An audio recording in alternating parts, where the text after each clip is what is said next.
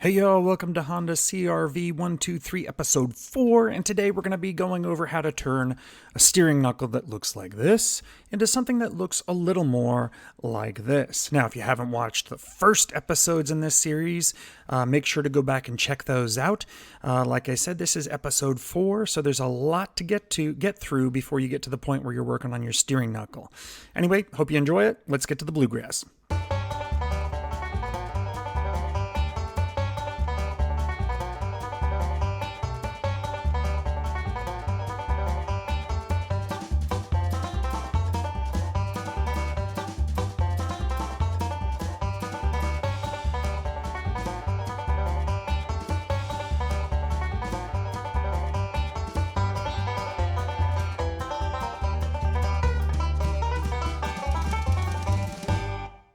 So you're starting out with your steering knuckle off, and it's rusted as hell. I got this one from New England.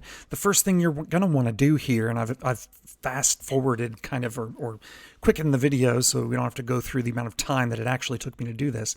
But there's a snap ring. You got to get that snap ring off. That keeps your bearing in place, and mine was fused and rusted. I use deep creep penetrating oil, and I suggest you use a lot of it and use it early. Let it sit.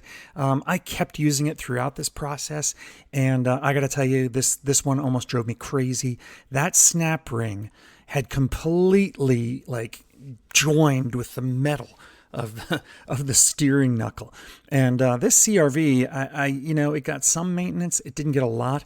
So what I did spent most of my time doing was using that small screwdriver and just pounding the snap ring to loosen it up.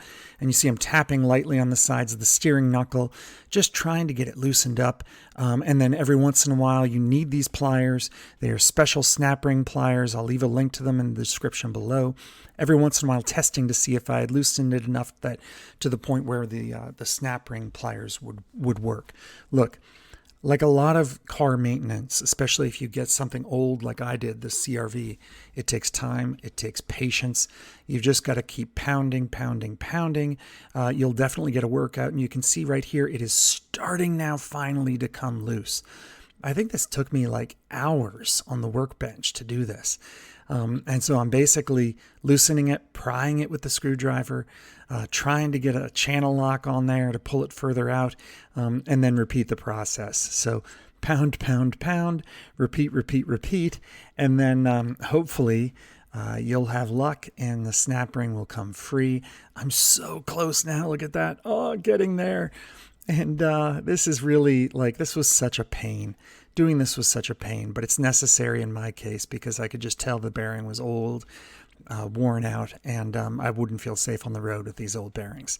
So here it comes. It's coming looser and looser by the second. I'm still pounding away, and should have probably used a little more penetrating oil at this point since I'm getting it loose from the groove inside the steering knuckle. But now I'm pounding at an angle and kind of chasing it around the circumference of the snap ring. And then finally, I think at this point, I'm able to pry it off. I'm able to get around all the way around to the end, and there it is. Oh, thank God. Okay, next step. Here I go outside, and I placed the steering knuckle between two bricks, essentially. And then I found a piece of metal, circular metal, that was the rough circumference that would go around the bearing race. You don't want to do this just in the middle of the bearing because then you'll just knock out the middle and leave the race. So you want something metal, and I have a bearing press kit that actually fit perfectly, that will go perfectly inside the actual location where the bearing is, and will contact against the outside race of the bearing. Get yourself a sledgehammer and just pound that thing out. And that's what I'm doing here. And I put a washer there. I realized I was damaging my pet press kit part, so I put a washer there to protect it from the pounding. And you can see it's coming out slowly. This thing was also rusted in there completely. And be careful not to impact the inside of that of where the bearing sits. You don't want to scratch that up or dent it up or anything, so be very careful there. Now, the ball joint is still in. Remember, I had to cut the end off because the castle nut became stuck. So here I am initially trying to use my ball joint press. I've got a cup on one side where the end of the ball joint can fit and press through into, And then I'm putting the actual C-clamp end where the screw thing is against the ball joint stud itself. But guess what? The ball joint stud is so mobile and it's worn out that it just moves as I try and tighten the C-clamp. It just goes up to an angle, and that won't work because now I'm not pressing directly. So here is where deep well sockets, impact sockets, are your friend. I found one that was exactly the circumference and would sit nicely up against the actual edge of the ball joint where the stud joins to the ball joint. I cleaned off as much of the grease I could, and then I got myself a box cutter knife. And what I'm doing here is I'm removing, first of all, I pulled the boot off, and now I'm removing anything left of the boot, just cutting it around the edges. You're not going to hurt anything if you cut it, but don't cut yourself. And you can see I cut off as much as I could. Now I'm going to probably test. I'm going to wipe out the grease, and I'm going to retest the actual fitting of the deep well impact socket against there, and I'm almost there. Need to cut off a little more rubber, I think, just to make sure it sits well. Oh, okay, no, apparently I don't. I guess I'm gonna go ahead and try and press this out with the deep well socket. So basically, you want to ensure that the deep well socket is seated in the right location and that the cup on the far end is also seated in the right location so you're not fighting yourself. Make sure that ball joint will go into the cup.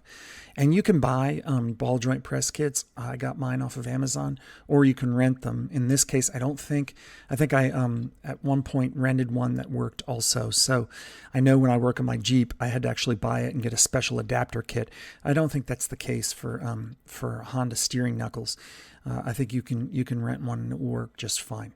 So here I am giving it another shot. I wanted to make sure my alignment was perfect. Essentially, you want to get the right size cup, and you want to get that deep well socket, in the right location. And now I'm basically spinning it down hand tight so it will stay in place. And I think at this point, turning it with that, with the extender or with that ratchet, I tried that at first, and it was just too mobile. I'm actually on a vise on my workbench, and my vise at this point was horrible. Wasn't holding it correctly.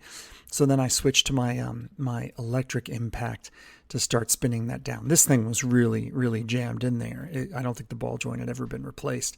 So it was stuck properly, and spinning it by hand, even with an extension like that, wasn't going to work out for me. So I had to go the impact route, even though you're not supposed to use an impact wrench on this particular ball joint press.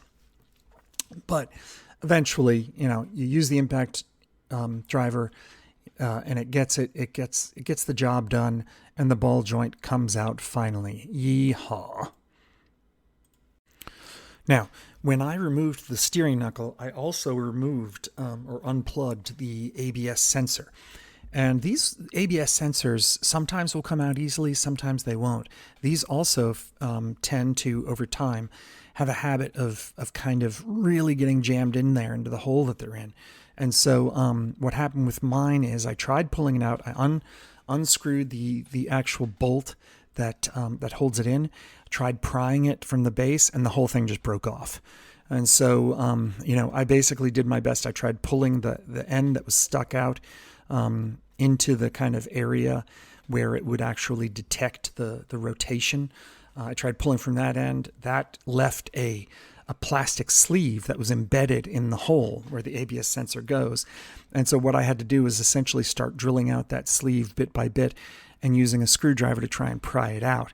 Now, just be careful that you're not gouging the edge, the steel where that ABS sensor hole goes in. Definitely be careful you're not drilling into the steel. You don't want to widen that hole. You want it to stay the circumference that it's supposed to be, or the diameter that it's supposed to be. And so I'm basically going back and forth, drilling a little bit out here and there, using the screwdriver to try and lever it out here and there. Overall, this steering knuckle was just so abused that I was starting to wonder if I was going to have to get a new one, but I didn't. I was able to salvage the steering knuckle. But you've just got to be patient, and you're going to have to deal with a lot of crap like this where things don't come out the way they're supposed to. And so you have to use a little elbow grease and your drill and try and just get things to the point where you can remove the materials that you need to remove. And here I'm getting very close. The sleeve is finally coming loose, and there it is. Now at this point you can try and sand out with 400 grit, and I recommend it. And then you go to the actual cleaning step of the steering knuckle itself. Wire brush is great. I'm getting all the rust off here I can. I don't know if I show it or not, but I used 400 grit inside the area where the actual the actual bearing that I'm going to eventually press into it is going to go. Any steel surface where you're going to press fit something, hit it with 400 grit sandpaper.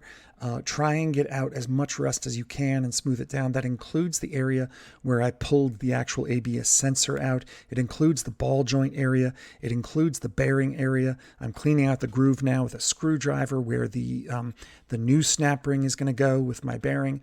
And there you have it. I'm getting very, very close to having the thing cleaned. And I'm showing you the sandpaper that I'm eventually use on doing the interior. And there I'm sanding out the steel part where my new bearing is gonna seat nicely and comfortably. And I'm using sandpaper over the entire surface, in addition to, like I said, inside the ball joint press area right there. And basically, I'm just trying to get every bit of rust off that I can. Now, I've taped up the areas. I'm getting ready to paint this thing, so I've taped up the areas where the ball joint is going to sit, where the new bearing is going to sit, where the new ABS sensor is going to sit, and prepared the knuckle for painting. Now I'm cleaning off the actual dust shield. The dust shield I had is in pretty good shape. Yours might be totally rusty, but you're going to give it the same treatment. Here I'm cleaning it with brake cleaner just to get all the grease and crud off.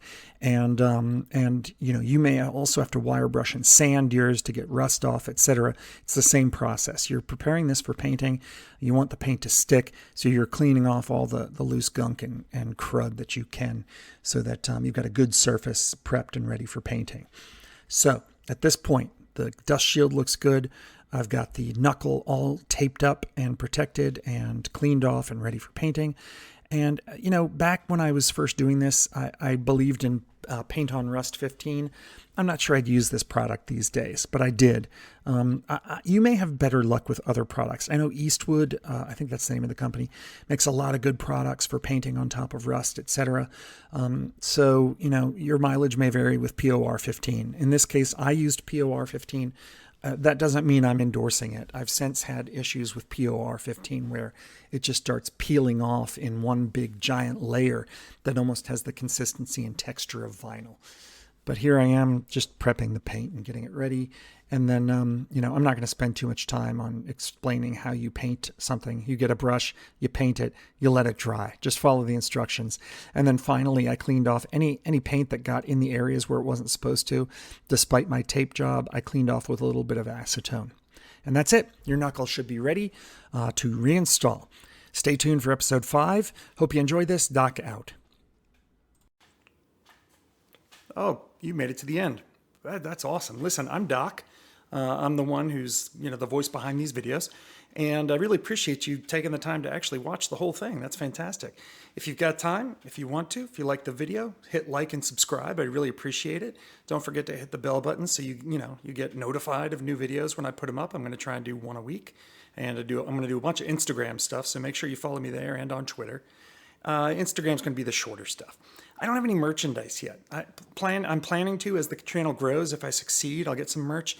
For now, if you really want to help me in another way, you like these videos enough, I'm going to put links to my books in the description of the video.